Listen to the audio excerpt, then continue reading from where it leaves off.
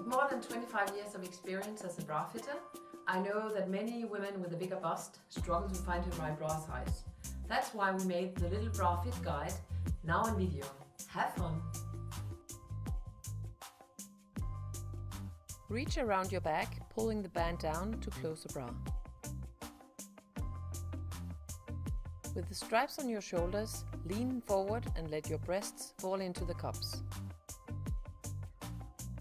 Slip your hand into the cup and swoop forward any tissue from the side of the bra into the cup. Make sure your breast is lifted. Your nipple should be centered at the deepest part of the cup. Bend over, hold the bra at the sides and shake your breasts into the perfect position. Now adjust the straps, but keep in mind the straps should sit comfortably on your shoulders. The back band is where most of the support comes from and will carry 80% of the weight of your bust.